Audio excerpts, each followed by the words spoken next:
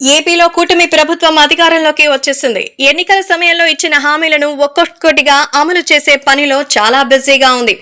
ఈ సమయంలో ఇప్పటికే పింఛన్ మొత్తాన్ని కూడా పెంచేసింది. గత 2 నెలలుగా అమలు చేస్తోంది. మిగతా పథకాలు సైతం ప్రాధాన్యత ప్రాజెక్ట్స్ గా భావించి సూపర్ 6 పథకాలను అమలు చేసేందుకు కసరత్తు ప్రారంభించింది. మహిళల ఆర్టీసీ ఉచిత ప్రయాణం ఆగస్టు 15 నుంచి ప్రారంభించాలని భావిస్తోంది. అయితే ఇప్పటికే వీటికి సంబంధించి మంత్రులు కొందరు ప్రకటనలు చేశారు. అటు ఆడబిడ్డ నిధికి సంబంధించి కసరత్తు చేస్తున్నట్టుగా సమాచారం. మరో కీలకమైన ఏడాదికి 3 గ్యాస్ సిలిండర్ల పథకానికి సంబంధించి విధి విధానాలు రూపొందించే పనిలో పడినట్టుగా తెలుస్తోంది. రాష్ట్ర వ్యాప్తంగా దాదాపు 1.30 కోట్ల తెల్ల రేషన్ కార్డులున్నాయి. వీటిలో దీపం పథకానికి అర్హులైన వారిని గుర్తించేందుకు అధికారులు కసరత్తు చేస్తున్నట్టుగా సమాచారం. ఒక ఇంట్లో ఒకరికి మించి గ్యాస్ కనెక్షన్ ఉంటే పథకం వర్తించదని తెలుస్తోంది. విద్యుత్ బిల్, ఆధార్ తో లింక్ అయినటువంటి ఫోన్ నంబర్, చిరునామా ధృవీకరణ పత్రాలు పరిశీలించి అర్హులను గుర్తిస్తారని తెలుస్తోంది. ఈ పథకానికి సంబంధించిన అర్హతలు, మార్గదర్శకాలను రూపొందించే పనిలో ఉంది ప్రభుత్వం. అయితే గ్యాస్ పథకానికి సంబంధించి ఎక్కువ మంది జయకొడుతున్నారు. మంచి పథకంగా చెబుతున్నారు.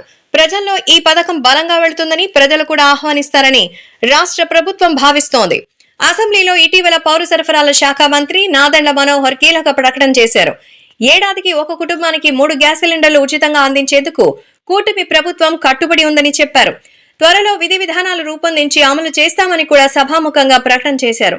సాధారణంగా 5 సభ్యులుండే కుటుంబానికి నెలకి 1 గ్యాస్ సిలిండర్ అవసరం. ఈ లెక్కన ఏడాదికి 12 సిలిండర్లు వినియోగించడం ఖాయం.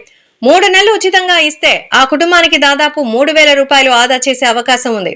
అందుకు వీలైనంత మహిళల పథకాలకు సంబంధించి అమలు చేయాలని చంద్రబాబు కృతనిశ్చయంతో ఉన్నారు. మహిళలు బలమైన ఓటు బ్యాంకు నేపథ్యంలో వారి అభిమానాన్ని చూరగొనేందుకు ప్రభుత్వం ప్రత్యేక వ్యూహంతో ముందుకు సాగుతోంది.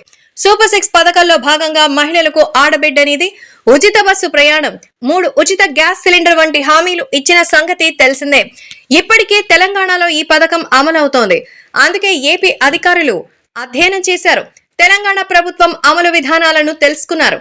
వీలైనంత త్వరగా అమలు చేయాలని భావిస్తున్నారు. త్వరలోనే దీనిపై ప్రకటన చేసే అవకాశం ఉంది.